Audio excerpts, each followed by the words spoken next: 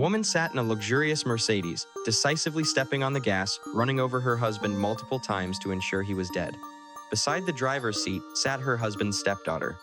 The NASA Bay Hilton Hotel, a place that once captured the happiest moment of Clara and David Harris's lives. It was here that they held their wedding, carefully planning a future filled with laughter, love, and happiness. But exactly 10 years later, at this very place, Clara stood in the lobby, stunned and breathless, as she saw her husband hand in hand with another woman. A wave of rage completely overtook Clara's mind. It was that very moment that caused her to lose all reason. What she did next would haunt everyone who ever heard of it. Welcome back to True Crime AZ, where we bring you the most compelling crime stories from around the world. Thank you for clicking on today's video. Let's dive into this case where the consequences of betrayal in love turned out to be more horrifying than anyone could have imagined. Clara Harris, a dentist from Texas, used everything at her disposal to seek revenge in the most extreme way. I urge you to stay calm as we go through this case, as each detail holds an unexpected twist. We deeply appreciate your support, whether it's liking, sharing, or subscribing to our channel. Thank you so much. Clara Suarez was born and raised in Colombia. She grew up with strong ambition and a dedicated work ethic, determined to build a successful future. She pursued a career in dentistry and eventually immigrated to Texas, where she established herself as a respected and admired dentist, known for her dedication and professionalism. Clara thrived in her career and even won a beauty pageant. It was in Texas that she met David Harris, a successful, charismatic, and easygoing orthodontist. David was well known for his friendly nature and willingness to help others. Began a campaign to win back her Their husband's shared affection. empathy, both personally and professionally, quickly brought them together. They married on the 14th of February, 1992, at the NASA Bay Hilton Hotel. Their dream wedding was celebrated with the admiration and congratulations of friends and family. That moment seemed to mark the beginning of a perfect future. The couple ran a thriving dental practice together. Later, David opened Space Center Orthodontics just outside Houston. They had twin sons, Brian and Bradley, born in 1998, along with David's 16-year-old daughter, Lindsay, from his previous marriage. David and Clara appeared to have a perfect life, a beautiful home, a loving family, and a successful career that brought in around $650,000 per year. Everything seemed to be going well until David had an affair. And it wasn't just a fleeting mistake. He was in a serious relationship with a receptionist at his clinic, Gail Bridges. What made matters worse was that their affair was completely inappropriate, yet they made no effort to hide it. Despite her position, Gail was frequently invited to management meetings. She would boldly sit in the front seat of David's Superman-themed car during group lunch outings. The employees found it uncomfortable and deeply disrespectful. One of the employees found the situation outrageous and reported it to Clara. In July 2002, Clara hired Blue Moon Investigations, a private detective agency, to follow her husband. However, just a few days later, Harris found out he was being watched. He confessed to Clara on the 17th of July, and that same day, she confronted Gail at the orthodontic office, telling her she was fired. Both Clara and David then attempted to mend their marriage. Just a few days later, Harris told Clara that he wanted to take Gail out for one last dinner to end things amicably, as he had made Gail believe his marriage was forced and unhappy. Clara agreed, but secretly hired a private investigator to follow them and ensure her husband truly ended the affair. Clara later shared that she had received information that Gail was also involved with another woman. She wanted Harris to know this, believing that once he realized Gail's true intentions, he would lose interest in her after all. All Gail wanted was his money.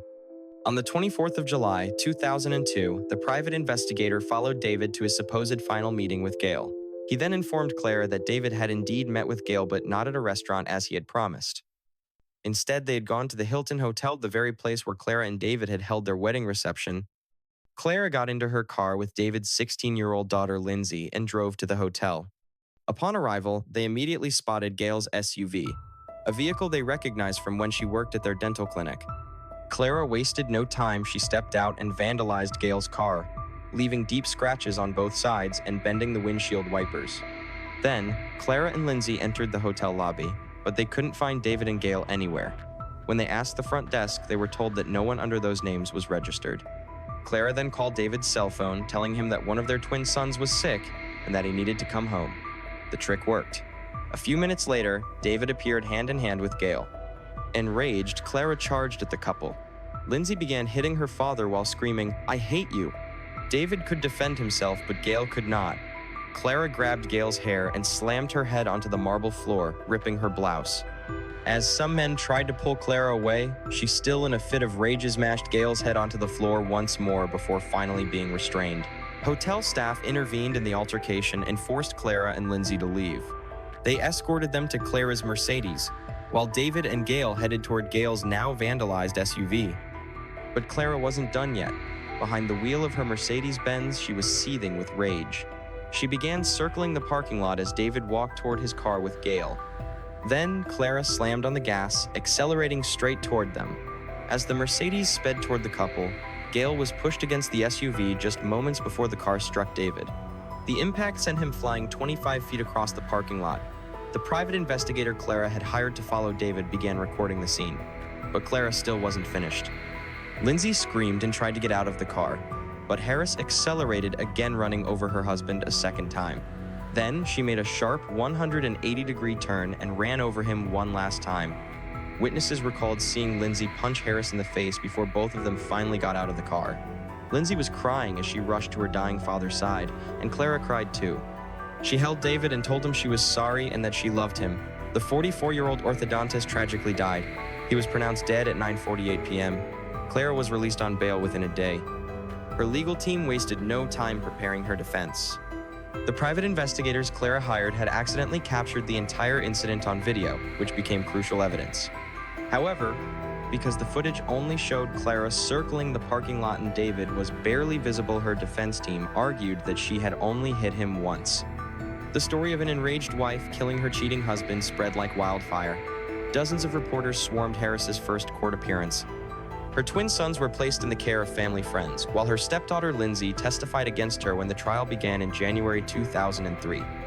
In court, the question wasn't whether Clara had killed David, but rather whether the jury would see it as murder or even premeditated murder. Clara had known about the affair beforehand. It took over a year for Clara to stand trial as legal teams gathered evidence, reviewed shocking footage, and debated whether her actions were premeditated or simply the result of uncontrollable emotions. During that time, some sympathized with the sheer rage and betrayal she must have felt, even calling her a hero. Others, however, believed that her actions were clearly calculated. At trial, Clara's legal team faced an uphill battle. Clara insisted that it was a terrible accident. She testified that when David and Gail stepped out of the hotel, she had returned to her car with her stepdaughter and driven around the building intending to crash into Gail's SUV, not David. But as she circled back, she suddenly saw David walking, and by the time she realized it was him, it was too late to stop. She firmly denied intentionally hitting him and insisted she did not run over him more than once. The prosecution argued otherwise. They pointed out that each time she circled back, her car visibly lifted, as if rolling over a solid object. Clara claimed that the bumps in the video were caused by her car running over the curb, not David's body. And that wasn't the only video evidence. Clara had hired a private investigator to gather proof of her husband's affair, but she never expected that her own actions would be captured on tape. Now, she was justifiably worried about how much of the incident had been recorded in detail, and she desperately tried to find out exactly what had been caught on film. The hotel manager testified that Clara had run over David 3 times before reversing to hit him a 4th time. The night shift manager saw it happen twice, and 3 tennis players who witnessed the incident also testified that it happened multiple times. But the medical examiner's report was inconclusive. While witnesses claimed Clara had run over David multiple times, the forensic examiner found only one definitive tire mark on his body. The defense used this to argue that she had only hit him once. They also claimed that her Mercedes-Benz lacked the necessary turning radius to run over him more than once.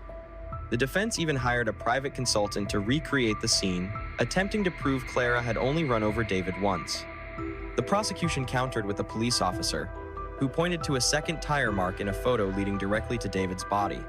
When confronted with this overlooked tire mark, the consultant could no longer support the defense's argument, and the recreation was ruled inadmissible. In the end, the prosecution had the most critical piece of evidence. The video footage, which they argued, proved that this was not a crime of passion but a deliberate act of murder. In February 2003, Clara Harris was convicted of killing her husband, David Harris. The jury determined that she had acted in a fit of rage legal distinction in Texas that reduced the sentencing range for murder. Typically, a murder conviction carries a sentence ranging from 5 to 99 years or life in prison. But because of the sudden passion ruling, her sentence range was reduced to 2 to 20 years. As a result, Clara Harris received the maximum penalty allowed 20 years in prison, along with a $10,000 fine. David's parents, Gerald and Mildred Harris, initially supported Clara, even pleading for leniency during her trial and advocating for probation instead of prison time. However, their relationship deteriorated after Clara's conviction. A major point of contention was the custody of Clara and David's twin sons. On the day of sentencing, Clara informed her in-laws that she planned to grant custody of the boys to her neighbors instead of FEMA decision that shocked and disappointed them. Disputes also arose over the division of David's estate. Clara received a significant portion of the estate, estimated to be over $1 million. David's parents believed that the money should go to their grandchildren. As a result, they filed a wrongful death lawsuit against Clara, citing loss of companionship, emotional distress, and financial support. Despite everything, the Harris twins visited their mother at the Mountain View Unit Prison in Gainesville, Texas every month. Her requests for parole in April 2013 and September 2016 were denied, but her third request gained momentum when her sons argued that they had already lost both their father and mother. Granted parole in November 2017, Clara Harris was released from prison at 8:20 a.m. on May 11, 2018. Under her parole conditions, she was required to wear a tracking bracelet, undergo regular drug and alcohol testing, maintain steady employment, and reside in Galveston County. In an interview with Oprah before her release, Harris stated, "I want to be judged based on what actually happened, not on people's assumptions. I found myself in a situation I never thought I was capable of. After everything, a once happy and successful family had been completely shattered, and in the end, it was the children who suffered the most." Thank you for watching. If you enjoyed how we presented this case, we would truly appreciate it if you could hit the like button and make sure to subscribe so you don't miss any of our future videos. Thank you.